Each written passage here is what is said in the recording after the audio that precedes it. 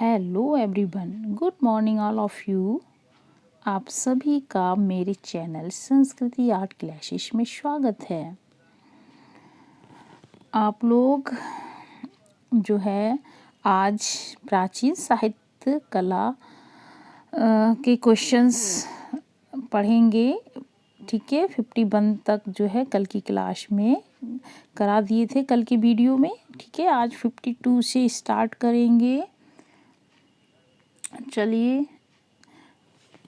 एक मिनट चलिए देखते हैं 52 क्वेश्चंस क्या है। 52 क्वेश्चंस कह रहा है कि सोमेश्वर द्वारा लिखित ग्रंथ क्या है। तो सोमेश्वर ने कौन सी ग्रंथ लिखा था? रसमाला। ठीक है, एक तो रसमाला लिखा था, दूसरा रासमाला, और दूसरा एक ग्रंथ लिखा था कीर्ति कौमुदी। ठीक है, ये दोनों ही याद रख लेना, रासमाला और कीर्ति कौमुदी ग्रंथ किसने लिखे हैं? सोमेश्वर ने। गीत गोविंद के लेखक कौन थे? ये भी पता होगा आपको। गीत गोविंद किसने लिखा है? जयदेव ने। ठीक है, किसने? जयदेव ने लिखा है। नेक्स्ट क्वेश्चन आता है कि वास्तु विद्या और सृजन के देवता किसके? वास्तु विद्या की और सृजन, ठीक है, उसके देवता किसको माना जाता है? विश्वकर्मा।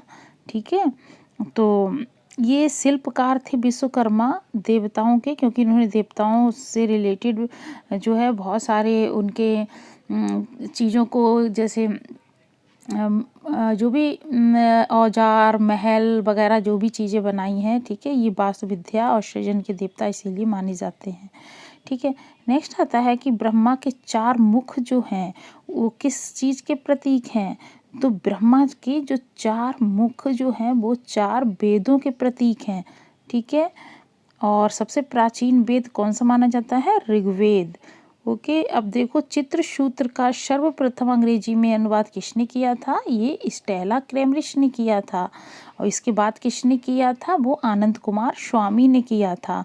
ठीक है, तो ये जो चित्रसूत्र जो अध्याय है ये जो है किस ग्रंथ, किस पुराण में मिलता है? वो विष्णु धर्मोत्तर पुराण का है। ये बात याद रखना। चित्रसूत्र अध्याय और कहाँ से कहाँ तक बताया था? कितना बताया था? 35 से 43। ठीक है, तो टोटल इसमें 9 चैप्टर हैं। ठीक है, 9 है। 9 अध्याय में चित्रसूत्र को डिवाइड किया गया है। एक सेकेंड। और देखिए, चलिए अब नेक्स्ट प्रश्न की ओर बढ़ते हैं। और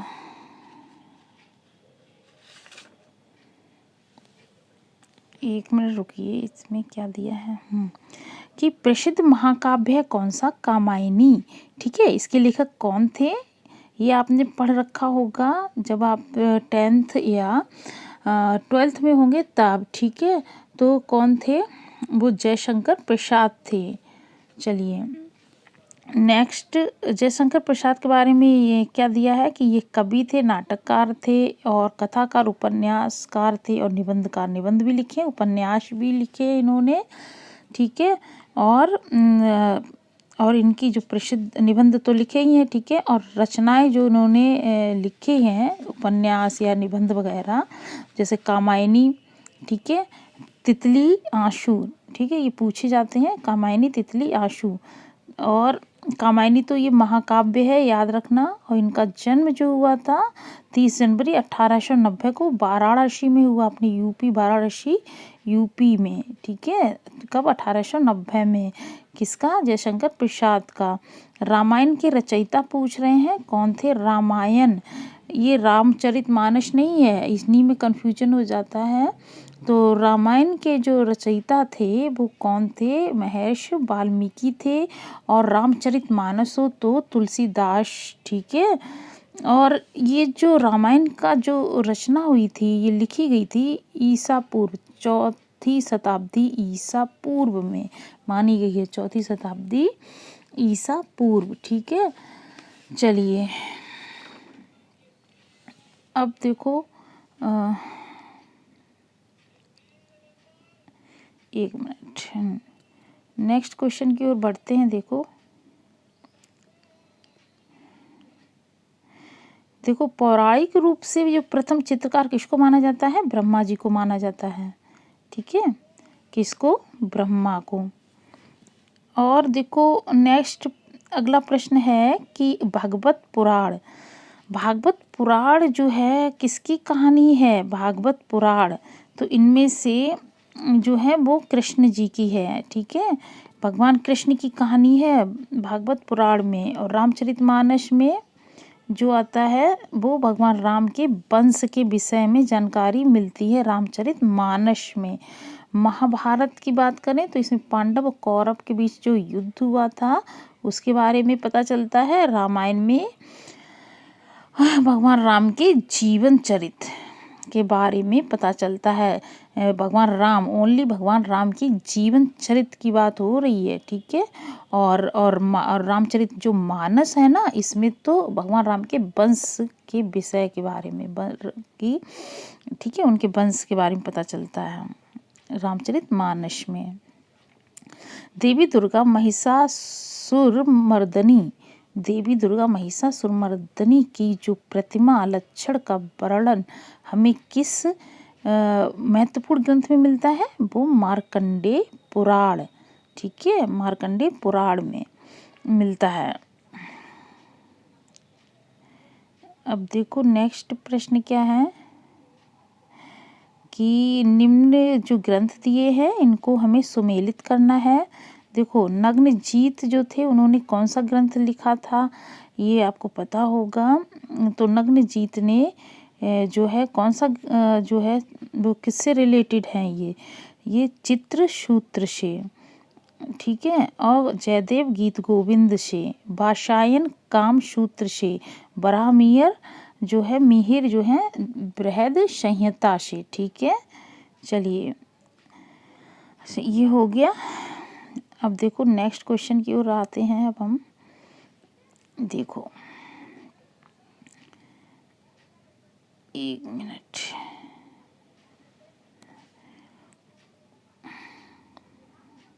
इसमें कह रहा है कि जो भारतीय ग्रंथ दिए हैं इनके सही कालानुक्रम क्रमिक अनुक्रम बताना है। तो सबसे पहले कौन सा ग्रंथ लिखा गया था, तो वो कामसूत्र, ठीक है, इसका राइट आंसर तो ये है ही। तो देखो पहले कामसूत्र को लिखा गया था वात्स्यायन ने, फिर विष्णु धर्मोत्तर पुराण को, फिर कादम्बरी, फिर जय मंगला को, ठीक है।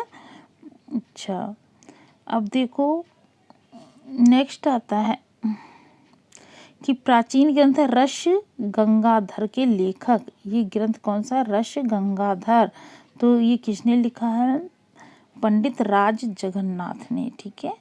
तो रस गंगाधर इसको लिखा है राज जगन्नाथ ने, ठीक है। ये उच्च कोटि के कवि थे, समालोचक, व्याकरण थे, व्याकरण और कवि के रूप में उनका स्थान उच्च कोटि के जो कवि या कवि जो थे उत्कृष्ट कवियों में गिना जाता है। ओके चलिए नेक्स्ट क्वेश्चन की ओर। अभिनव गुप्त ने किसकी रचना की थी, तो वो अभिनव भारती की रचना की थी। अभिनव गुप्त जो थे वो भारतीय सौंदर्य शास्त्री थे और इनके बारे में देखते हैं। तो इनका 1016 ईस्वी में, ठीक है, 1016 AD एनो डोमिनी, ठीक है, मतलब ईस्वी में इनका जन्म हुआ 1016 ईस्वी में।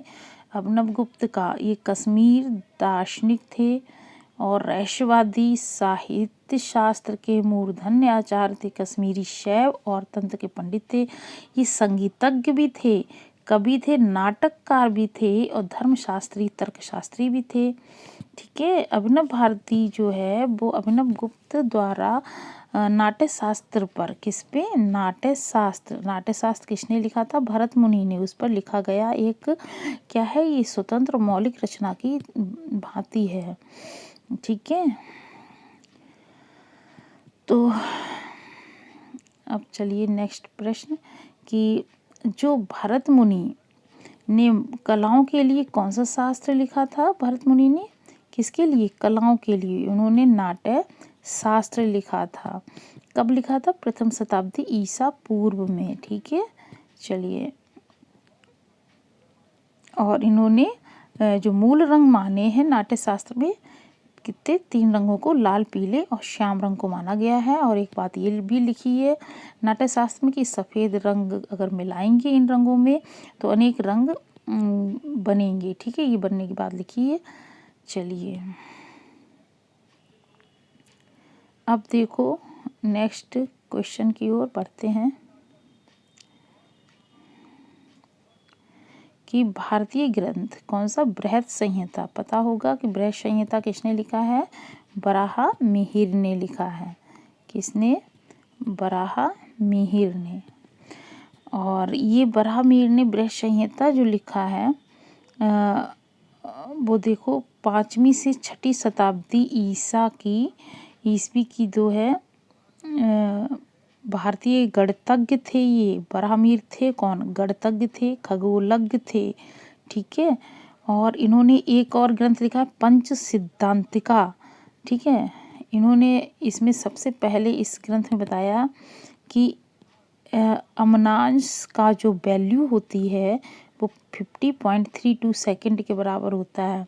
तो इन्होंने अमनांश को कितने के बराबर माना है? इसकी वैल्यू मान को 50.32 सेकंड के। ठीक है, अब देखो इनका जो जन्म हुआ था ना वराहमिहिर के, कहाँ हुआ था? उज्जैन में। उज्जैन के पास पड़ता है कौन सा गांव? कपित्था गांव में एक ब्राह्मण परिवार में 499 ईस्वी में हुआ था। और इनके ग्रंथ याद रखना है 550 ईस्वी के आसपास इन्होंने जो 3 महत्वपूर्ण ग्रंथ लिखे थे बृहद जातक, बृहद संहिता, देखिए ब्रह करके है ना, तो बृहद जातक, बृहद संहिता, पंच सिद्धांतिका, ये ग्रंथ लिखे थे किसने? वराहमिहिर ने। तो वराहमिहिर का जन्म 499 ईस्वी में और 3 जो ग्रंथ लिखे थे 550 ईस्वी के आसपास। कौन से? बृहद जातक लिखा था, बृहद संहिता और पंच सिद्धांतिका। ठीक है, और एक वैल्यू ये वाली पूछी गई है कि एक अमनांश का जो मान होता है वो कितने सेकंड के बराबर होता है? वो 50.32 के बराबर। ठीक है, चलिए और देखो अगला प्रश्न है कि चित्रकला को समस्त कलाओं में सर्वोच्च स्थान दिया गया है किसको? चित्रकला में। विष्णुधर्मोत्तर पुराण के किसमें? तो विष्णुधर्मोत्तर पुराण में चित्रसूत्र आता है। ठीक है, अच्छा इसमें दिया गया कैसे? देखो इसके लिए एक ये देखो संस्कृत का सूत्र है ये, कला नाम प्रवरम चित्रम। ठीक है, धर्मार्थ काम मोक्षदम। तो चित्र को क्या माना गया है? चित्रकला को सर्वोच्च माना गया है जितनी भी कलाएं सब में। ठीक है, किसमें? चित्रसूत्र में।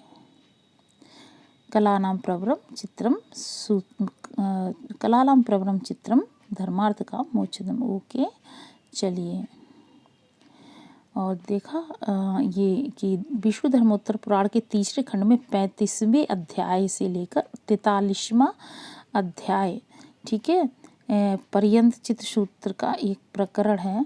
ठीक है, अब नेक्स्ट आता है क्या कि किस प्राचीन भारतीय पुस्तक में 64 प्रकार की कलाओं के बारे में लिखा है? तो 64 प्रकार की कलाएं जो इनमें से किस में लिखा है? वो कामसूत्र में लिखा है। ठीक है, कामसूत्र किसने लिखा है? वात्स्यायन का है। ये भारत का प्राचीनतम ग्रंथ है। ये विश्व की अगर बात करें तो ये प्रथम एवं संहिता माना जाता है। ठीक है, चलिए कामसूत्र जो की बात करें ग्रंथ, नेक्स्ट प्रश्न ये कह रहा है कि कामसूत्र ग्रंथ का जो चित्रण हुआ है, चित्रण किया गया है, इसका किस शैली में किया गया है? तो कामसूत्र ग्रंथ का जो चित्रण है वो जैन शैली में हुआ है। ठीक है, चलो ये बात याद रखना कि कामसूत्र ग्रंथ का जो चित्रण वो जैन शैली में हुआ है। चलिए अब देखो नेक्स्ट प्रश्न क्या कह रहा है, देखो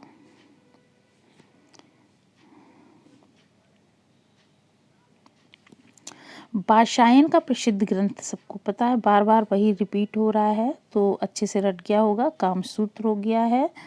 और अगला प्रश्न है कि ललित कला निम्न में से ललित कला नहीं है? तो देखो चित्रकला, मूर्तिकला और प्रिंट मेकिंग, छापा कला जिसे कहते हैं, ये भी है। लेकिन सिनेमेटोग्राफी ये ललित कला के अंतर्गत नहीं आती है। ठीक है, कौन सी? सिनेमेटोग्राफी। ठीक है, क्योंकि इसमें चलचित्र वर्ग के, ये किसके अंतर्गत आता है? चलचित्र के अंतर्गत आता है सिनेमेटोग्राफी। ओके, चलो देखो अगला प्रश्न है कि विष्णु धर्मोत्तर पुराण के अनुसार मुख्य वर्ण आपको पता है कितने में? 3 में डिवाइड किया गया है लाल, पीला, काला। ठीक है, अच्छा ये विष्णु धर्मोत्तर पुराण है, थोड़ा सा मिस्टेक हो गई है। हाँ, तो ये विष्णु धर्मोत्तर पुराण है, ना कि भरत मुनि का जो था। बताइएगा कमेंट बॉक्स में भरत मुनि का कौन सा ग्रंथ, उसमें जरूर 3 मुख्य रंग माने गए हैं, 3 रंगों को। ठीक है, अच्छा अब देखो तो एक सेकेंड रुको।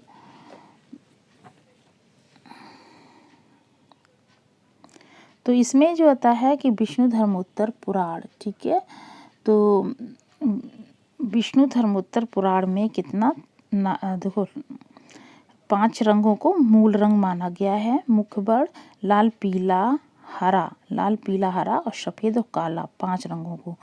और ये जो लाल, पीला, श्याम रंग जो होता है ना, 3 रंगों को मुख्य वर्णों में बांटा गया है। किसमें? जो क्या बोलते हैं, भरत मुनि उनके नाट्य शास्त्र में। ठीक है, जो ग्रंथ लिखा था उसमें लिखा है।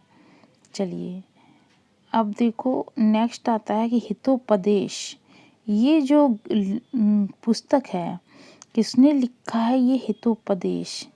ठीक है, जैसे इसमें ऑप्शन में तो दिया है धवलचंद, विष्णु शर्मा, प्रेमचंद, वेद व्यास। याद रखना हितोपदेश जो पुस्तक है उसको किसने लिखा है? नारायण पंडित ने लिखा है हितोपदेश। ठीक है, चलो अब देखो नेक्स्ट प्रश्न ये है कि स्वप्न वासबद्धता ये किसने लिखा है? स्वप्न वासबद्धता को बाना करके, बाना भी कहते हैं उनको शायद। देखो मैं बताती हूँ, बाना को भाष ने लिखा है। ठीक है, तो स्वप्न वासबद्धता को भाष ने लिखा है, भाष को बाना भी कहते हैं। ठीक है, चलिए तो देखो स्वप्न वासबद्धता है वो महाकवि थे, कौन? भाष। ठीक है, ये संस्कृत नाटक है और इसमें 6 अंक हैं। ठीक है, और क्षेमेंद्र का जो बृहत कथा मंजरी और सोमदेव का कथा सरिसागर पर यह नाटक आधारित है। अगला प्रश्न है कि महाभारत महाकाव्य के किसके द्वारा लिखा गया है? महर्षि वेदव्यास के द्वारा। ठीक है, अच्छा और विश्व का अगर ये कहें तो ये सबसे लंबा साहित्यिक ग्रंथ है ये। ठीक है, ये बात याद रखना, विश्व का सबसे लंबा साहित्यिक ग्रंथ। ठीक है, और भारत भी इसको कहते हुए हैं। महाभारत हिंदुओं का एक मुख्य काव्य ग्रंथ है, इसे भारत भी कहा जाता है। ठीक है, नेक्स्ट जो प्रश्न है वो क्या है? देखो भरत मुनि ने अपनी निम्न पुस्तक में रसों का वर्णन किया है।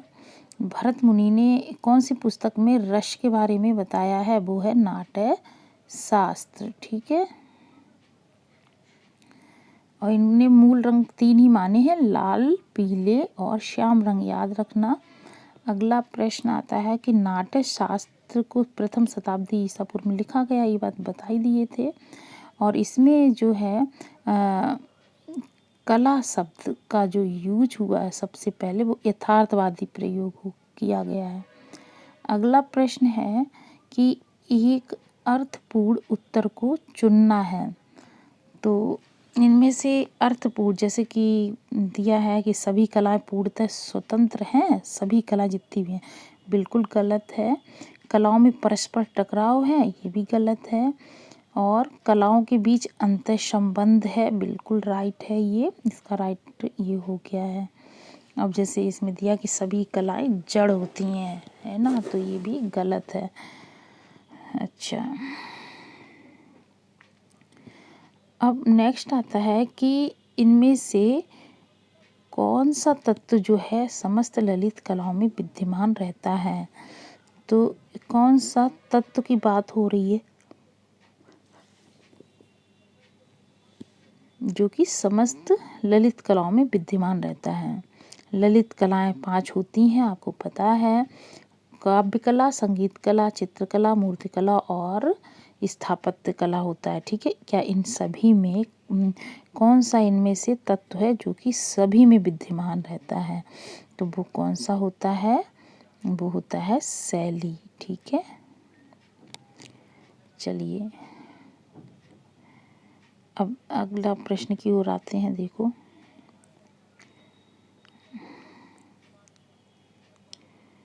अगला प्रश्न क्या है। देखो, अगला, एक मिनट, देखो एक मिनट। अगला प्रश्न कह रहा है कि चाक्षुष मतलब जो दृष्टि के द्वारा, आँख के द्वारा देखी जा सके जो कला। ठीक है, तो चाक्षुष कला जो है के अंतर्गत कौन सी कला आती है, वो चित्रकला आती है। ठीक है, अब ललित कला की पूरी संख्या 5 होती है। ठीक है, अब देखो अगला प्रश्न कि कला को वैदिक काल में ज्ञान की जो है कि किसके रूप में स्वीकार किया जाता है। किसको, कला को। वैदिक काल की बात हो रही है, उसमें ज्ञान की क्या माना गया है, उपविधा माना गया है। क्या माना गया है, उपविधा। ठीक है, वैदिक काल में। अब नेक्स्ट अगला प्रश्न कह रहा है कि कला शब्द की उत्पत्ति किस शब्द से हुई है। जो कला शब्द है इसकी जो उत्पत्ति हुई है किस शब्द से, तो वो संस्कृत भाषा। ठीक है, कि शब्द है कल, कल धातु से हुई है। ठीक, संस्कृत भाषा के कल धातु से। और कल का अर्थ होता है प्रेरित करना। क्या होता है, प्रेरित करना। चलिए अगले प्रश्न की ओर। सोमेश्वर ने जो ग्रंथ लिखे थे वो कौन से, हमने बताया था, वो था मानसोल्लास ग्रंथ लिखा था सोमेश्वर ने। ठीक है, और सोमेश्वर ने 1123 ईस्वी में अभिलाषितार्थ चिंतामणि, ठीक है, जिसका और जी अभिलाषितार्थ चिंतामणि का जो और नाम क्या है, एक मानसोल्लास भी कहते हैं इसी को। ठीक है, 1123 में लिखा गया। ठीक है,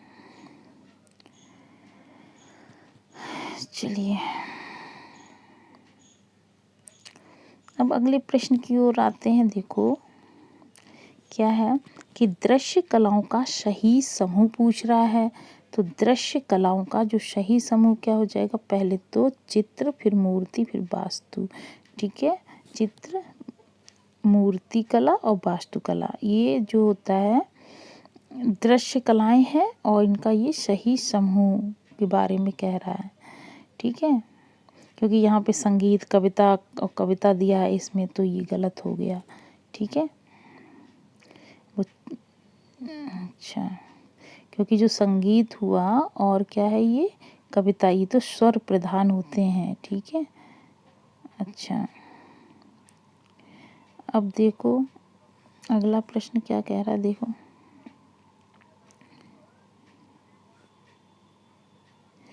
कि कौन सा युग्म इनमें से सही नहीं है। जो तिलक मंजरी 11वीं शताब्दी में क्या ये ग्रंथ लिखा गया था।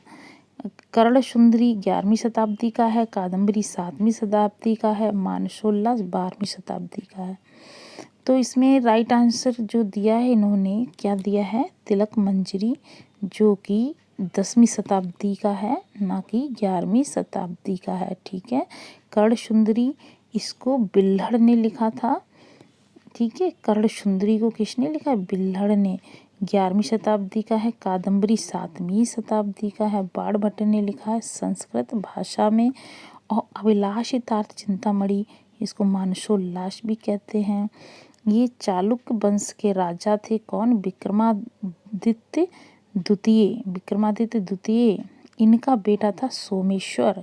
सोमेश्वर कौन थे? जो चालुक्य वंशीय राजा थे कौन? विक्रमादित्य द्वितीय। उनका बेटा सोमेश्वर ने 1139 ईस्वी मतलब 12वीं शताब्दी में लिखा था इस ग्रंथ को। ठीक है, चलिए अब अगला प्रश्न आता है कि प्रबंध कोश नामक ग्रंथ जो है वो कितने प्रकार की कलाओं का उल्लेख है? कौन से ग्रंथ में? प्रबंध कोश। तो प्रबंध कोश में कितने प्रकार की वो लिखी कलाओं के बारे में लिखा है? वो 72। ठीक है, 72 प्रकार की कलाओं के बारे में लिखा है। ठीक है, अब देखो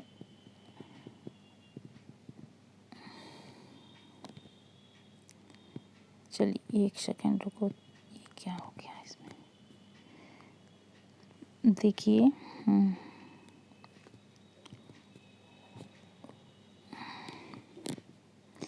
देखिए अब जो आता है इसके बारे में थोड़ा सा और देखते हैं। प्रबंध कोश। देखिए प्रबंध कोश जो ग्रंथ है इसमें 72 कलाओं का वर्णन किया गया है। इस ग्रंथ को लिखा किसने है? राजशेखर सूरि ने लिखा है।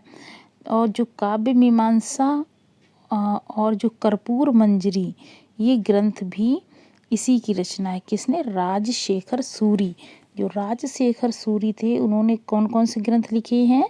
एक तो प्रबंध कोश ग्रंथ, काव्य मीमांसा ग्रंथ लिखा है और कर्पूर मंजरी ग्रंथ। ठीक है, किसने लिखे हैं? ये राजशेखर सूरि ने। ठीक है, अब देखो अब जैसे कामसूत्र में जो बादशाह ने लिखा है 64 कलाओं के बारे में बताया गया है।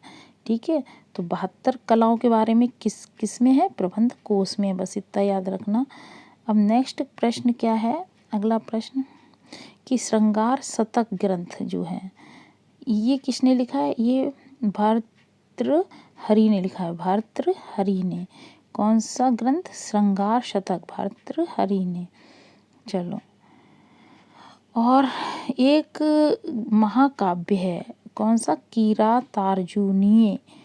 किरातार्जुनीय है। ठीक है, इस महाकाव्य की रचना ये किसने की है? किसने लिखा है ये महाकाव्य? किरातार्जुनीय। किरातार्जुनीय को किसने लिखा है? भारवी ने लिखा है। भारवी। ठीक है, ये इसकी जो कथा वस्तु है वो किस ग्रंथ से ली गई है? वो जो है महाकाव्य वो भी है, वो है महाभारत। तो महाभारत से किसकी कथा वस्तु ली गई है? वो किरातार्जुनीय महाकाव्य की कथा वस्तु ली गई है, इस जिसको भारवी ने लिखा है। ओके, और रसमंजरी की बात करें तो ये भानुदत्त ने लिखी है। ठीक है,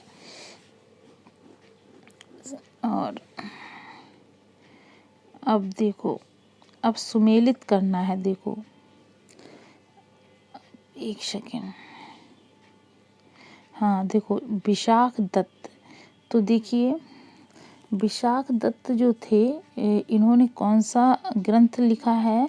विशाख दत्त ने जो है मुद्रा राक्षस ग्रंथ। ठीक है, शूद्रक जो थे शूद्रक ने मृच्छ कट्टिकम ग्रंथ। ठीक है, तो विशाख दत्त ने मुद्रा राक्षस, शूद्रक ने मृच्छ कट्टिकम, और कालिदास का जो ग्रंथ है वो है मालविकाग्नि मित्रम। भाष्य का जो ग्रंथ है वो है स्वप्न वासवदत्ता। ठीक है, तो आ का 4 आंसर हो गया। आ का 4 किस में है? सी में। तो इसका राइट आंसर क्या हो जाएगा? सी। ठीक है, चलिए अब नेक्स्ट। अच्छा,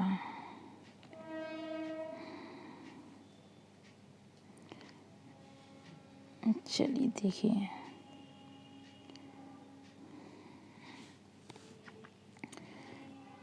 अब जो आता है हमारा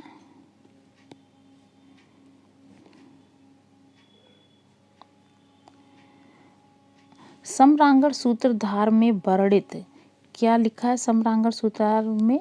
चित्र कर्म के क्रमानुसार व्यवस्थित करना है। ठीक है, तो जैसे भूमिबंध दिया है, चित्रोद्देश्य दिया है और लेप्य कर्म दिया है और अंडक प्रमाण दिया है। तो चित्र कर्म को कैसे हम, उनकी क्रम क्या है, जिससे कि चित्र कर्म का वो चीज़ बता रहे हैं कैसे चित्रों का वो करेंगे। तो सबसे पहले चित्रोद्देश्य आ जाएगा। ठीक है, फिर भूमि बंध आएगा। एक मिनट, हाँ इसका राइट आंसर जो हो जाएगा सी, चित्रोद्देश्य, भूमि बंध, लेप्य कर्म, फिर इसके बाद अंडक प्रमाण। ठीक है, ये सम्रांगण सूत्रधार में इसका वर्णित किया गया है, लिखा है। ठीक है, चित्रोद्देश्य, भूमिबंध, लेप्य कर्म, अंडक प्रमाण। ठीक है, चलिए, और सम्रांगण सूत्रधार को वो लिखा किसने था? महाराजा भोज ने लिखा था, क्योंकि ये भारतीय ये वाला ग्रंथ किस पे आधारित है? ये ग्रंथ लिखा है वास्तुशास्त्र पर। ठीक है, अगला प्रश्न है, देखो कि कलाओं में चित्रकला को जो है सर्वोच्च स्थान जो है किस पुराण में दिया गया है? तो वो विष्णु धर्मोत्तर पुराण में दिया गया है। ठीक है, तो इसके लिए जो इसमें फॉर्म वो लिखा है, कलानाम प्रवरम चित्रम के रूप में संस्कृत भाषा में लिखा है।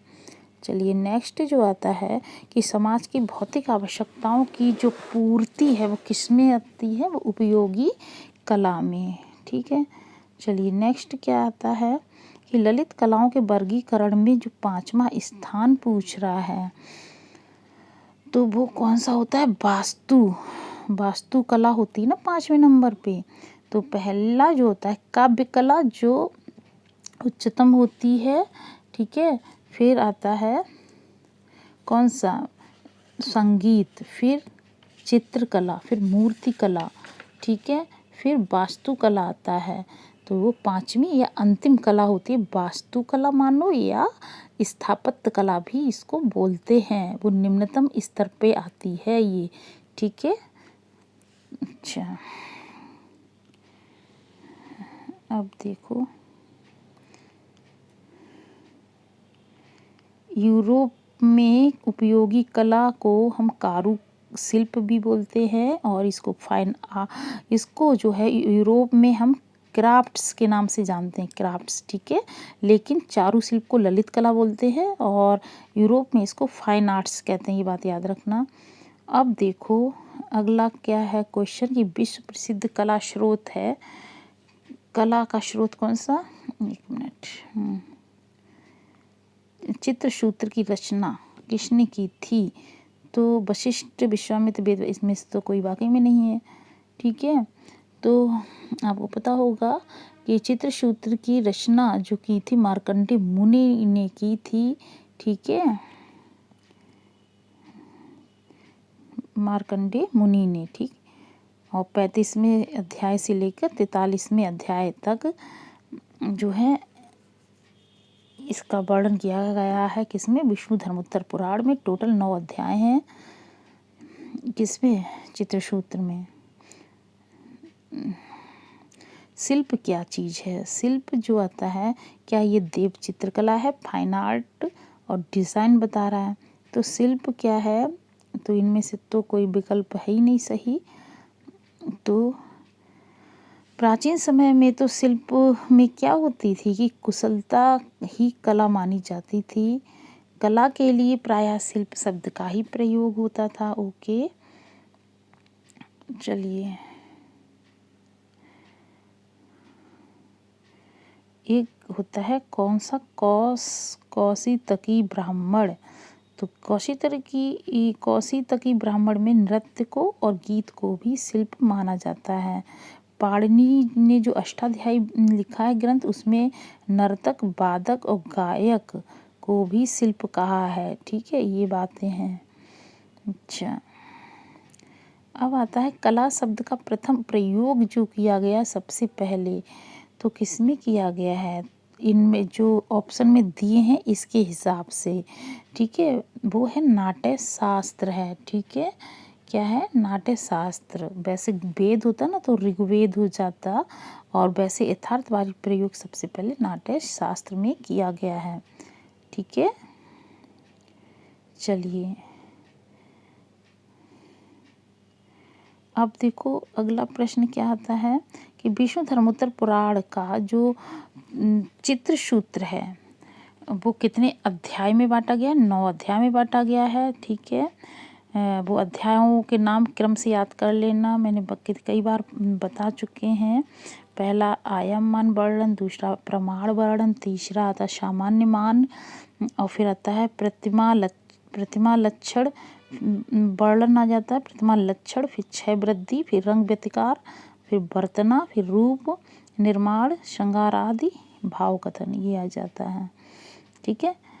अब चलिए अगले प्रश्न की ओर। नग्नजीत द्वारा जो ग्रंथ लिखा था, क्या लिखा? चित्र लक्षण ग्रंथ लिखा था, ठीक है। और ये तो सब बता ही चुके हैं इनके बारे में। ललित विस्तार में, ठीक है, कलाओं में कितनी संख्या बताई गई हैं? ललित विस्तार में कितनी कलाओं की कितनी संख्या? वो है 86 संख्या, ठीक है। 86, एक मिनट, इसको 86 86 सबसे ज़्यादा ललित विस्तार में ही संख्याओं के बारे में है, ठीक है। कलाओं के बारे में, कलाओं की संख्या 86, क्योंकि इसी में 64 जनोपयोगी, 32 पुरुषार्थ संबंधी है ऐसे 32 मातश्रशील ऐसे करके है। सुनारों के चुराने की कलाएं हैं, ये कलाएं हैं सब, ठीक है। 64 और 64 कलाएं हैं। स्वर्ण चुराने की, 16 कायस्तों की कलाएं हैं, गणकों की कलाएं, इस तरह से है। अब देखो ये तो सब हो गया। मूल भारतीय वास्तुकला किससे संबंधित है? तो जो मूल भारतीय जो वास्तुकला होती है वो किससे संबंधित होती है? वो शिल्प शास्त्र से, ठीक है, शिल्प शास्त्र से। अब देखो इसमें तो कुछ ऐसा खास, चलिए जो इम्पोर्टेंट हो बस वही देख लेते हैं। चलिए अब नेक्स्ट प्रश्न की ओर बढ़ते हैं कि भारतीय चिंतन के अनुसार कला का जो प्रमुख लक्ष्य क्या है? तो कला का प्रमुख लक्ष्य क्या हृदय स्पर्शी आनंद को प्रदान करना? भारतीय चिंतन की बात हो रही है, भारतीय दर्शन की बात हो रही है, ठीक है। उसके अनुसार कला का प्रमुख उद्देश्य पूछ रहा है, क्या आँखों को सुंदर लगना, या इंद्रियों को संतुष्ट करना, या जनजीवन की समस्याओं को प्रस्तुत करना? तो इसका राइट आंसर क्या हो जाएगा? हृदय स्पर्शी आनंद प्रदान करना, ठीक है। चलिए अब एक मिनट, अब अगले प्रश्न की ओर चलते हैं। देखो क्या है कि षडंग सिद्धांत जो है किस ग्रंथ में है? जो षडंग सिद्धांत की बात करें तो इस सिद्धांत को यानी चित्रकला के 6 अंगों के बारे में जयमंगला में लिखा है। ये जो काम सूत्र जो था उसका अनुवाद किया है, ठीक है, यशोधर पंडित ने, ठीक है, जयमंगला के नाम से 11वीं शताब्दी में, ठीक है। तो इसमें षडंग सिद्धांत के बारे में लिखा है, ठीक है, 6 अंग बताए हैं। तो कामसूत्र का जो प्रथम अधिकरण प्रथम था, और तृतीय अध्याय की टीका मतलब अनुवाद करते हुए यशोधर पंडित ने 6 अंग बताए हैं चित्रकला के, ठीक है। विष्णु धर्मोत्तर पुराण किससे संबंधित है? क्या चित्रकला से? मूर्तिकला, नाटक, या चित्रकला मूर्तिकला दोनों से? जी नहीं, चित्रकला से, ठीक है। चलिए अगला प्रश्न आता है, कला जो होती है ना किस भाषा का शब्द होता है? ये संस्कृत भाषा का शब्द है कला, ओके। क्योंकि कल धातु से मानी जाती है। कल धातु का अर्थ होता है प्रेरित करना, ठीक है। और चलिए कुछ विद्वान इसका का धातु से भी इसकी व्युत्पत्ति मानते हैं, शायद ये क्वेश्चन में आ जाए, ठीक है। कल ना दिया हो, का दिया हो तो याद रखना कि का से भी माना है तो कम मतलब सुखम, ठीक है। कम लाती इत कलम, कम आनंदम लाती इत कला। तो इस प्रकार कला के विभिन्न अर्थ माने जा सकते हैं, ये हुआ। तो समरांगण सूत्रधार बार बार, ठीक है, इस किसने लिखा था? भोज ने, राजा भोज जो थे उन्होंने लिखा था। धारा नगरी, धारा नगरी कहाँ पड़ता है? ये धार जिले में, मध्य प्रदेश में, ठीक है। चलो अब विष्णु धर्मोत्तर पुराण की बात करें, वही मार्कंडेय मुनि ने लिखा है ये, ठीक है। तो विष्णु धर्मोत्तर पुराण में मूल रंग को माना गया है, 5 रंग के बारे में बताया गया है, ठीक है। चलो अब देखो क्या है, अगला प्रश्न की ओर आते हैं। देखो, रसमाला किसने लिखी? ये सोमेश्वर का है, ठीक है। और इन्होंने रसमाला और कीर्ति कौमुदी ग्रंथ लिखी थी, किसने? सोमेश्वर ने। और कला शब्द का प्रयोग सर्वप्रथम हुआ था, अब यहाँ वेद दिए हैं, ठीक है, और महाकाव्य दिए हैं, तो आपको पता होगा कला शब्द का सर्वप्रथम युग जो प्रयोग हुआ था, कला शब्द की बात हो रही है, तो वो किस में हुआ था? ऋग्वेद में हुआ था, ठीक है। अच्छा, तो भारतीय कला की बात करें तो ये दर्शन है, तो वही चीज़ें बताई गई हैं। तो ऋग्वेद में इसके लिए जो है एक सूत्र के रूप में दिया है कि यथा कला यथा शप, यथा यथा करके है, यथा कला यथा शप मध्य श्रण स नियामति, ठीक है। तो यथा कला यथा शप मध्य श्रण स नियामति, कला शब्द का यथार्थवादी प्रयोग भरत मुनि ने किया था अपने नाट्य शास्त्र में प्रथम शताब्दी में, ठीक है। तो सबसे पहले कहाँ हुआ है? ऋग्वेद में, और इसका यथार्थवादी प्रयोग सबसे पहले वो कहाँ पे? नाट्य शास्त्र में। अब विष्णु धर्मोत्तर पुराण जो है वो किस काल का है? तो विष्णु धर्मोत्तर पुराण की बात करें किस काल का, यानी कि ये जो ग्रंथ लिखा गया था, ठीक है, मार्कंडेय मुनि ने, तो ये किस काल में? क्या मौर्य काल में, शुंग काल, कुषाण काल या गुप्त काल? याद रखना ये गुप्त वंशों के समय, ठीक है, गुप्त काल में। चलिए अब नेक्स्ट आता है कि शिल्प रत्न, एक ये ग्रंथ है शिल्प रत्न, इसके लेखक कौन है भाई? तो कौन है? शिल्प रत्न के लेखक श्री कुमार हैं, ठीक है, ये केरल के थे, ठीक है। अब वेदों की संख्या 4 है, ठीक है, कितनी है? 4, पता होगा, ऋग्वेद, सामवेद, यजुर्वेद, साम और अथर्ववेद है, ठीक है। और सबसे प्राचीनतम वेद जो माना जाता है, वेद, वो ऋग्वेद माना जाता है, ठीक है। अच्छा, अब क्या आता है कि भारतीय चित्रकला की विशेषता क्या थी? इसकी विशेषता क्या? सत्यम शिवम सुंदरम थी, उत्कर्ष व उत्पन्न या अंतःकरण की प्रेरणा थी, या विचारों की अभिव्यक्ति थी? तो जो भारतीय चित्रकला की बात हो रही है, तो भारतीय चित्रकला की जो विशेषता थी वो अंतःकरण की प्रेरणा, ठीक है। चलो अब अगले प्रश्न की ओर चलते हैं।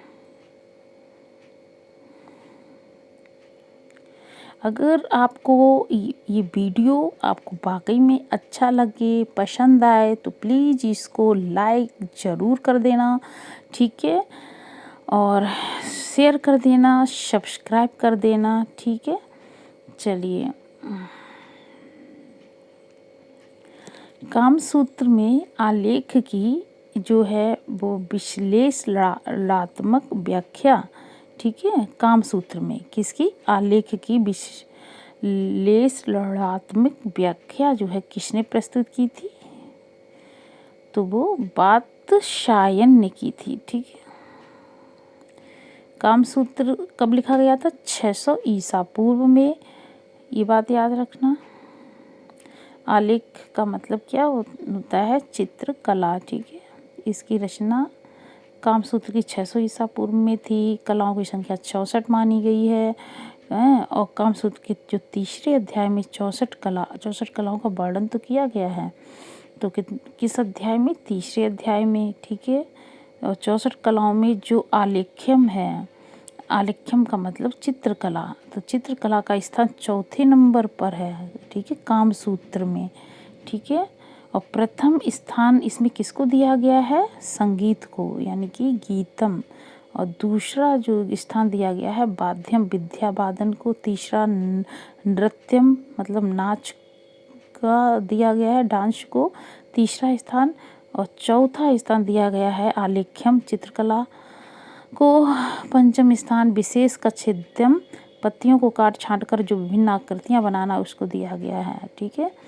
और जो वास्तु विद्या का जो निर्माण, गृह निर्माण कला, इसका स्थान जो दिया गया है कि वास्तुकला का, गृह निर्माण कला का, उस 37वां स्थान दिया गया है। किसमें? विष्णु धर्मोत्तर पुराण में, ठीक है।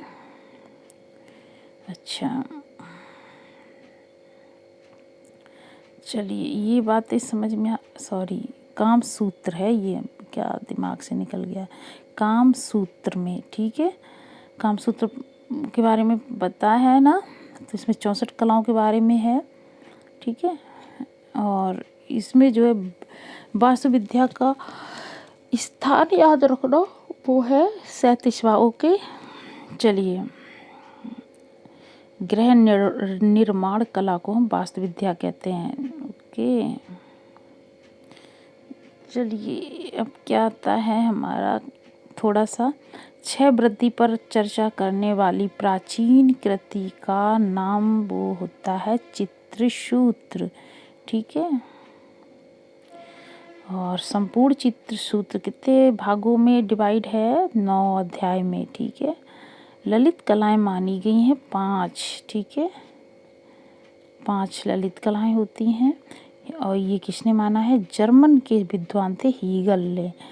काव्य, संगीत, चित्रकला, मूर्तिकला, स्थापत्य कला। और हीगेल के इस विभाजन को हीगेलियन क्लासिफिकेशन कहते हैं।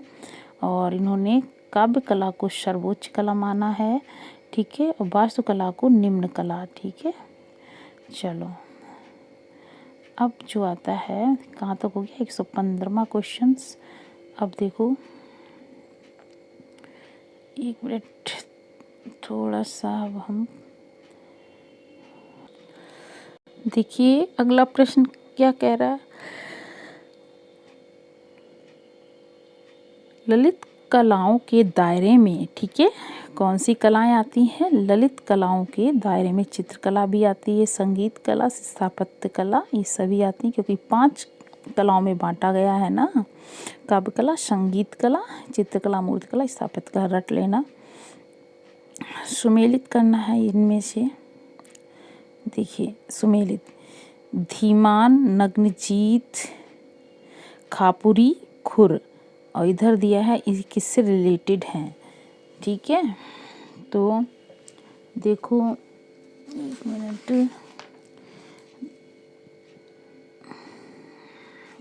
एक सेकेंड रुकिए।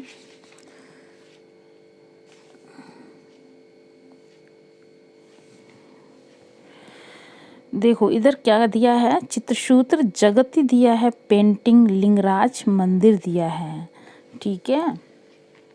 तो ये जो धीमान थे, धीमान, इनका संबंध किससे है? पेंटिंग से है धीमान, क्योंकि वो आपने पाल शैली पढ़ी होगी, नहीं तो अभी आगे क्वेश्चंस करेंगे, ठीक है, उसमें देखेंगे। तो पेंटिंग, धीमान ये पेंटिंग से रिलेटेड है, उसके कलाकार हैं। और नग्नजीत, ठीक है, तो नग्नजीत का संबंध किससे है? चित्रसूत्र, क्योंकि चित्रसूत्र में इनका नाम आता है, ठीक है, नग्नजीत का। और अब देखो खापुरी, खापुरी जो होता है, खापुरी का संबंध किससे होता है? लिंगराज मंदिर से है। और खुर का संबंध जो है वो किससे है? जगती से है, ठीक है।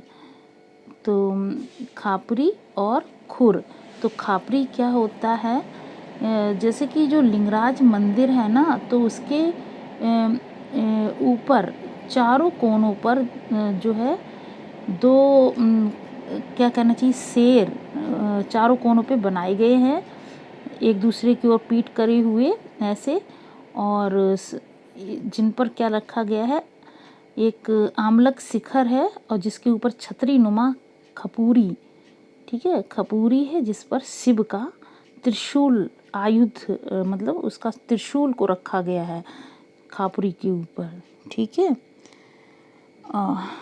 ये हो गया। चलिए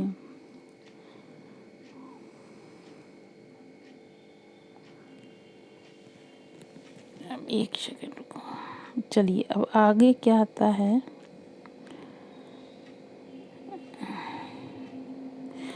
अगला प्रश्न में ये कह रहा है कि विष्णु धर्मोत्तर पुराण प्राचीन भारत के दृश्य और मंचीय कला का एक विशालतम प्राचीन क्या है, भारतीय ग्रंथ है। कौन सा, विष्णु धर्मोत्तर पुराण, ठीक है। ये कथन में कह रहा है, तो तर्क रीज़न क्या है, क्यों माना जा रहा है ऐसा। ऐसा इसलिए है क्योंकि इसमें कला के विभिन्न आयाम जैसे नाट्य कला, संगीत और प्रतिमा लक्षण वर्णित है। तो क्या इसकी वजह से इसको प्राचीन भारत के दृश्य और मंचीय कला का विशालतम प्राचीन ग्रंथ, भारतीय ग्रंथ माना गया है, ये कह रहा है, ठीक है। तो इसका जो राइट आंसर क्या हो जाएगा, दोनों, देखिए क्या है, ए और दोनों सही है क्या। तो ये तो ना तो कोई विशालतम प्राचीन ग्रंथ तो नहीं है विष्णु धर्मोत्तर पुराण, ठीक है। अच्छा, और देखो इसका जो होगा राइट आंसर, ए और आर दोनों ही सही नहीं है, ठीक है। इसका देखो डिटेल देखते हैं थोड़ा सा, देखो क्योंकि इसका जैसे दिया है ना वही उसी तरह से दे दिया कि विष्णु धर्मोत्तर पुराण को प्राचीन भारत के दृश्य एवं मंचीय कला का विशालतम प्राचीन ग्रंथ जो है नहीं कहा जा सकता, क्योंकि इसमें कला के विभिन्न जो आयाम होते हैं ना, कला के कौन कौन से आयाम होते हैं, इसे नाट्य कला, संगीत और प्रतिमा लक्षण का वर्णन नहीं मिलता है इसमें, ठीक है ना, नाट्य कला का मिलेगा, ना संगीत का, ना प्रतिमा लक्षण का, ठीक है। इसमें केवल चित्रकला का मिलता है विष्णु धर्मोत्तर पुराण में, ये बात याद रखना इसलिए, ठीक है। चलिए अब अगला प्रश्न की ओर बढ़ते हैं। अगला प्रश्न कहला है कि बृहत संहिता के लेखक कौन है, तो वो कौन है, बरहामिहिर है, आपको पता होगा। तो जो बरहामिहिर के बारे में, जो बरहामिहिर थे वो चंद्रगुप्त द्वितीय जो थे, ठीक है।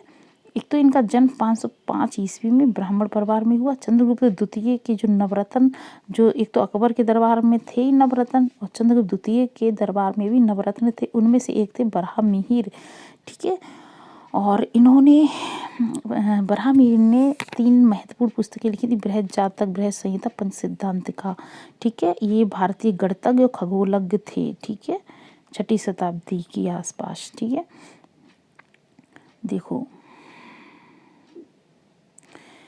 कि जो प्राचीन ये ग्रंथ दिए हैं कालक्रम के अनुसार इन्हें सही लिखना है क्या। जैसे सबसे पहले कौन सा ग्रंथ लिखा गया था, ये क्वेश्चन रिपीट हुआ, ये भी ऊपर वाला भी। देखो पहले बृहत संहिता, फिर कादम्बरी को, फिर अभिनव भारती, फिर पंचदशी को, ठीक है। क्योंकि जो बृहत संहिता जो है ये किसका है, बरहामिहिर का ही है ना, देखो बृहद संहिता, ठीक है, ये बरहामिहिर का है, ये लिखा था 6वीं शताब्दी में, ठीक है।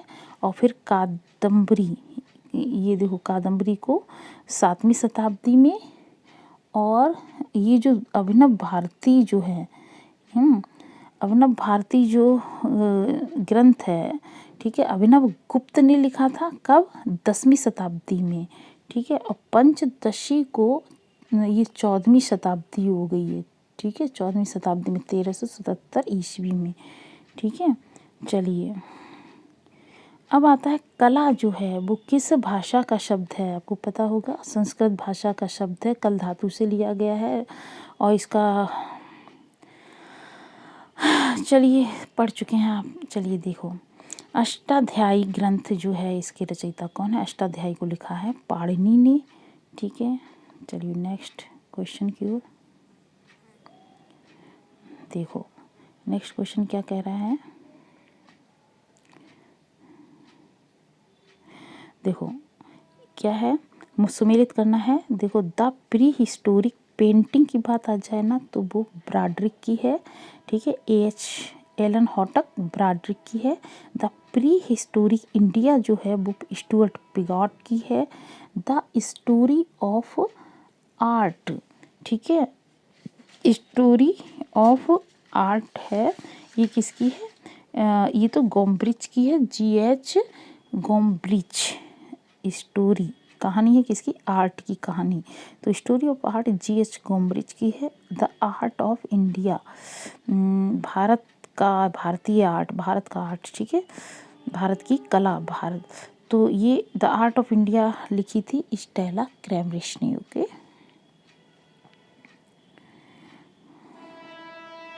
चलिए अब चलिए आगे बढ़ते हैं। फिर इसको फिर सुमेलित करने के लिए आया है धीमान, शायद ये रिपीट हो रहा है क्वेश्चंस। धीमान जो थे वो किससे रिलेटेड हैं, पेंटिंग से, ठीक है, सॉरी, धीमान पेंटिंग, ठीक है। धीमान और बित्तपाल का नाम आपने पाल शैली में पढ़ा होगा, इन कलाकारों का, धीमान बित्तपाल। तो धीमान जो है वो पेंटिंग से रिलेटेड है। नग्नजीत जो है वो चित्रसूत्र से रिलेटेड है, ठीक है।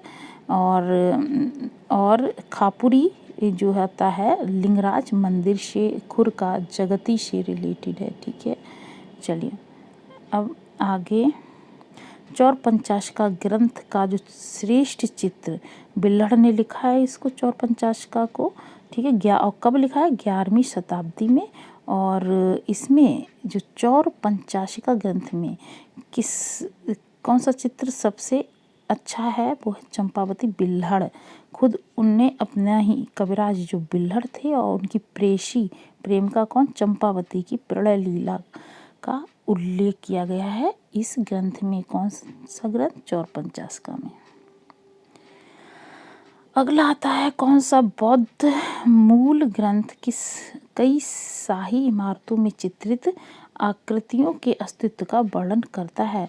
ये जो मूल ग्रंथ है वो भी किस धर्म का है, बौद्ध, ठीक है, बौद्ध धर्म का है। तो बौद्ध मूल ग्रंथ जो कई जो शाही इमारतें हैं उनमें जो आकृतियाँ चित्रित हैं उनके अस्तित्व के बारे में बताता है।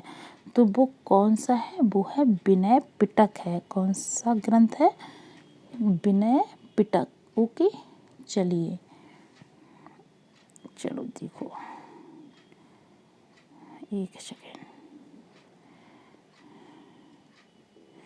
देखो, तो विनय पिटक में इसका वर्णन किया गया है। और वैसे बौद्ध धर्म के 3 मूल ग्रंथ हैं। कितने, 3। एक विनय पिटक है, दूसरा है सुत्त पिटक, तीसरा है अभिधम्म पिटक। तो विनय पिटक, सुत्त और अभिधम्म, ठीक है। बौद्ध धर्म में चित्रण जो किया गया है वो महायान शाखा में, जो शाही इमारतों में जो चित्रित आकृतियाँ बनाई गई हैं वो महायान शाखा में, ठीक है। क्योंकि 2 शाखाएं महायान हीनयान होता है ना, तो महायान शाखा में चित्रित किया गया है। और महायान शाखा का एक ग्रंथ है प्रज्ञा पारमिता ग्रंथ, ठीक है, इसका चित्रण किया गया है। प्रज्ञा पारमिता में श्लोक पूछ लें तो कितने श्लोक हैं, 8000 श्लोक हैं। पाल शैली में बौद्ध धर्म से संबंधित चित्रित ग्रंथ, पाल शैली की बात करें, बौद्ध धर्म से जो संबंधित ग्रंथ है, तो जो बौद्ध धर्म से मतलब बौद्ध धर्म के ग्रंथ जो चित्रित किए गए किस शैली में, पाल शैली में। तो कौन कौन से ग्रंथ हैं बौद्ध धर्म के जो पाल शैली में चित्रित किए गए हैं, तो वो प्रज्ञा पारमिता, साधनमाला, पंचशिखा, करण देव गुहा, गंध बिहू आदि, ठीक है। चलो, चौर पंचाशिका इसको बिल्हड़ ने लिखा था, ठीक। और देखो कितनी अच्छी चीज़ें, ये याद कर लें आप, मेरे साथ तैयारी करें तो और अच्छी बात है, ठीक है। चौर पंचाशिका को बिल्हड़ ने लिखा है, कामसूत्र के लेखक बादशाह ने लिखा है। जय मंगला के यशोधर पंडित हैं। कल्पसूत्र है, इसको भद्रबाहु का है ये, ठीक है, कल्पसूत्र। तो कल्पसूत्र को भद्रबाहु ने, शिल्प रत्न को श्री कुमार का है। पंचतंत्र के विष्णु शर्मा है ये पंचतंत्र।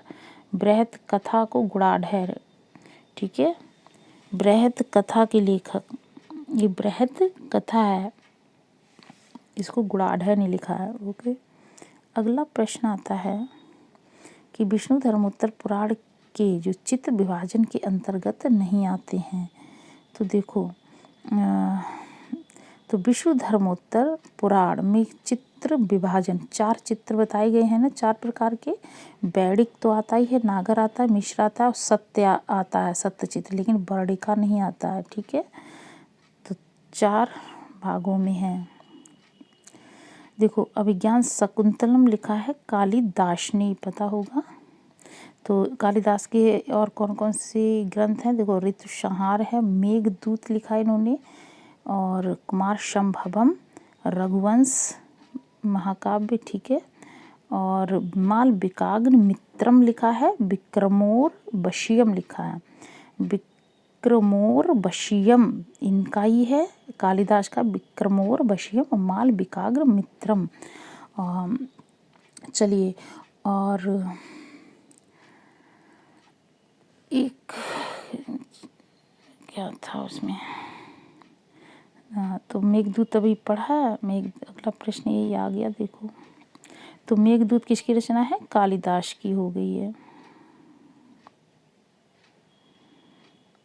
देखो, ये सब हो गया है।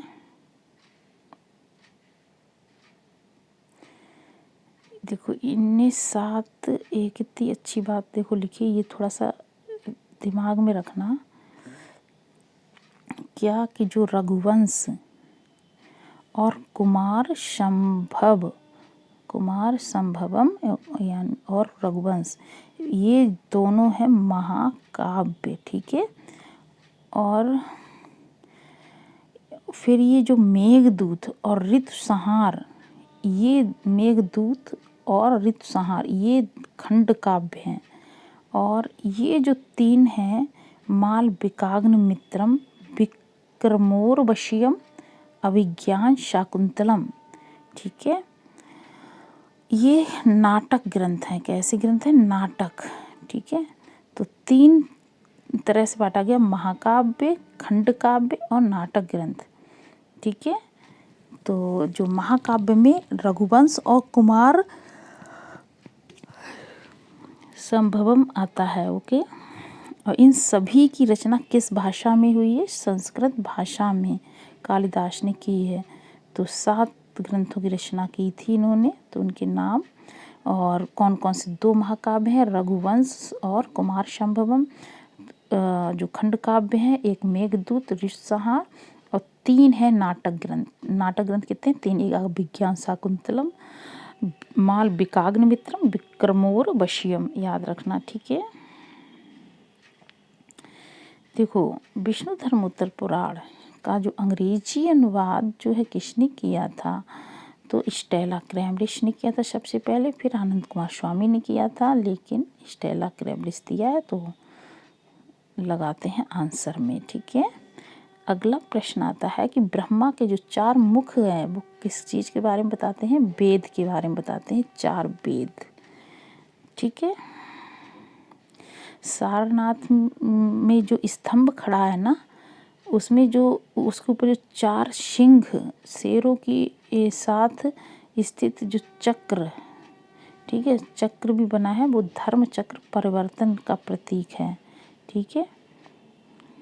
और जो स्तूप बने होते हैं ना, वो महापरिनिर्वाण का प्रतीक माने गए हैं स्तूपों को, ठीक है। स्तूप की आकृति जानते होंगे कैसे बनाए गए हैं, ठीक है, ऐसे करके, ठीक है। चलो,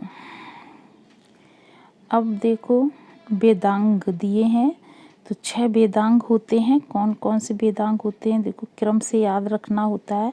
तो शिक्षा, छंद, व्याकरण, निरुक्त, कल्प, ज्योतिषी।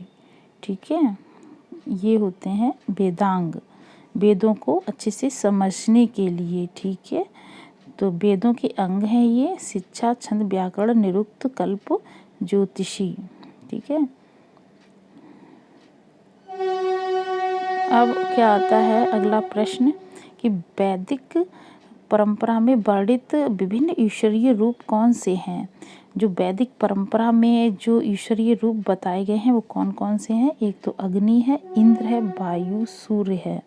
ठीक है, तो अग्नि, इंद्र, वायु और सूर्य। जैसे यहाँ पे कुबेर दिया है, शिव दिया, ये ना होके, ठीक है, याद रखना। यम भी दिया है, पहले वाले में शक्ति दिया है, तो क्या है ये याद रखना। अग्नि को माना गया है, इंद्र, वायु, सूर्य, ये क्या होते हैं, ईश्वरीय रूप। ठीक है, किसमें, वैदिक परंपरा में माना गया है, वैदिक काल में।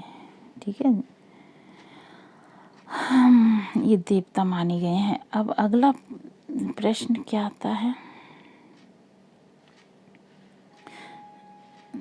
देखो आप लोग ना इसको पूरा वीडियो पूरा देखा करें। वैसे किताबें तो होगी, अच्छी बात है, एक बार साथ में सुने, अच्छे से अध्ययन करें तो ज़्यादा बेटर है। आप कुछ भी काम कर रहे हो इसको ओपन करके आप बस सुनते रहें। ठीक है, तो तैयारी अच्छे से हो जाएगी, रिवीजन अच्छे से हो जाएगा और कुछ नहीं। ठीक है, 4 वेदों में से ज्ञेयात्मक जो वेद होता है, गाने से संबंधित होता है ना, सॉन्ग से, तो वो होता है साम वेद। ठीक है, मंत्र जो कि गाए जाते हैं, इसमें ऐसे जो मंत्र लिखे संगीतमय ग्रंथ है। ठीक है, चलो अगले प्रश्न की ओर कि वेदों में सबसे पवित्र श्लोक, वेदों में वो गायत्री मंत्र होता है, सबसे पवित्र श्लोक या मंत्र मान लें। ठीक है, गायत्री मंत्र, गायत्री मंत्र जानते होंगे कौन सा होता है। गायत्री मंत्र ओम भूर्भुवः स्वः तस्सवितुर्वरेण्यं भर्गो देवस्य धीमहि धियो यो नः प्रचोदयात्। ठीक है, ये गायत्री मंत्र होता है, इसको किसने लिखा है, विश्वामित्र जी ने। ठीक है, अब नेक्स्ट आता है प्रश्न कि संचारी भाव कितने होते हैं, 33 होते हैं। ये चित्रकला में के जो मुख्य जो 6 तत्व में भाव एक जो है प्रमुख तत्व माना गया है। भाव को 2 भागों में बांटा गया है, संचारी और स्थायी भाव है। ठीक है, संचारी भाव 33 होते हैं। चलो अगला प्रश्न, संचारी भाव का संबंध किससे होता है। संचारी भाव का जो संबंध होता है वो रस से होता है। ठीक है, चलो अगले प्रश्न की ओर, इनमें से जो है वो कौन पृथक वेद नहीं है। वेद नहीं, वो आयुर्वेद नहीं है। आपको वेद पता होगा 4 होते हैं, ऋग्वेद, यजुर्वेद, ऋग्वेद, अथर्ववेद, सामवेद और यजुर्वेद होता है, लेकिन आयुर्वेद ये वेद नहीं है। ठीक है, अब देखो, अच्छा अब ये हमारा देखो दिखाई दे रहा होगा, एसेशन रीजन वाला है। अब बस कुछ ही क्वेश्चंस हैं, ये वाला कंप्लीट हो जाएगा ये चैप्टर आज। ठीक है, कल जो है भारतीय सौंदर्य शास्त्र के बारे में पढ़ेंगे। देखो इसमें क्या कह रहा है कथन कि यह सर्वमान है कि भाव और रस परस्पर संबद्ध हैं। रीजन क्या है, क्योंकि समस्त कलाओं का लक्ष्य जो होता है वो रस निष्पत्ति के प्रयोजन के लिए अंततः भाव चित्र का सृजन करना होता है। ठीक है, किसका सृजन करना, भाव चित्र का। ठीक है, और ये बात सर्वमान मतलब हर जगह ये मानी जाती है कि भाव जो होता है और रस होता है वो एक दूसरे से रिलेटेड होते हैं। ठीक है, तो इसका जो क्या हो जाएगा, बिल्कुल सही है कि चाहे भाव होगा तभी रस और वो चीज़ें अच्छे से चित्रों का निर्माण होगा। ठीक है, अब देखो तो ये दोनों ही बातें सही कह रहा है। देखो इसमें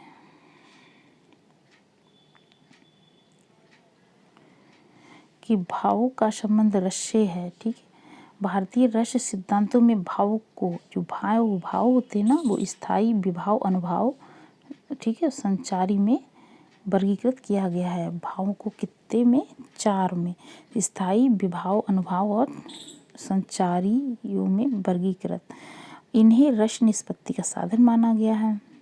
ठीक है, और भाव भारतीय चित्रकला की आत्मा मानी गई है।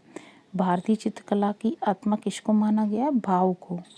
आरंभ में, शुरू में भारत मुनि जो थे वो 8 रस मानते थे। ठीक है, 8 स्थायी भाव। वर्तमान में अब 9 रस हैं और 9 स्थायी भाव हो गए हैं। 9वां जो रस है वो कौन सा है? शांत रस है। शांत रस को किसने ऐड किया था इन रसों में? वो अभिनव गुप्त ने। ओके, अब देखो अगला प्रश्न कि इंडो आर्य कौन सी भाषा बोलते थे? क्या हिंदी भाषा बोलते थे इंडो आर्य, कि देवनागरी, पाली या संस्कृत? तो वो संस्कृत भाषा बोलते थे इंडो आर्य। ठीक है, चलो, वेदों की रचना भी संस्कृत भाषा में हुई है। किसमें? संस्कृत में। अच्छा, अगर भारत की प्राचीनतम लिपि के बारे में कहा जाए तो वो कौन सी थी? वो ब्राह्मी लिपि थी प्राचीनतम। ठीक है, अब देखो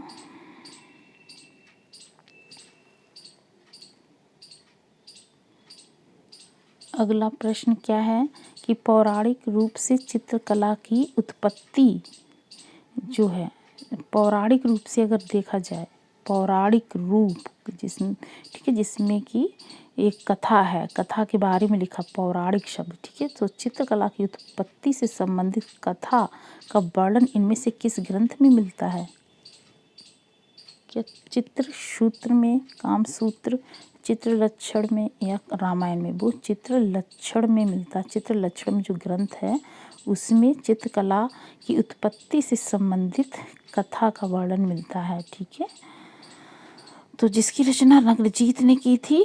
ओके, चलो, पढ़ चुके हैं आप इसके बारे में। अब नेक्स्ट आगे बढ़ते हैं कि अग्नि पुराण में कलाकार को क्या कहा गया है? तो अग्नि पुराण है ये, इसमें योगी कहा गया किसको? कलाकार को। इसकी रचना ईस्वी में 200 से 400 ईस्वी में हुई थी, अग्नि पुराण की रचना। ओके, देखो आता है कि चित्रकला का प्राचीन नाम पूछ रहा है क्या था? चित्रकला का प्राचीन नाम क्या? रूप भेद था, आलेख और क्या चीज़? रचनात्मकता और शिल्प। तो देखो शिल्प बताया जा रहा है, शिल्प था। देखो प्राचीन जो पौराणिक ग्रंथों में सामान्यतः पहले चित्रकला और वास्तुकला के लिए शिल्पकला का प्रयोग किया जाता था, ये बता रहे हैं। चित्रकला के लिए, वास्तुकला के लिए, किसमें? पौराणिक ग्रंथों में। ठीक है, तो शिल्प आता है। अगला प्रश्न क्या है कि अश्वमेध यज्ञ के समय श्री राम ने किसकी स्वर्ण प्रतिमा का निर्माण करवाया था? वो स्वर्ण प्रतिमा जो बनवाई थी किसने? श्री राम ने। किसका? अश्वमेध यज्ञ के समय। तो वो सीता जी की। और किसने बनाई थी? मय नामक जो शिल्प था, शिल्पीकार, उसने बनाई था।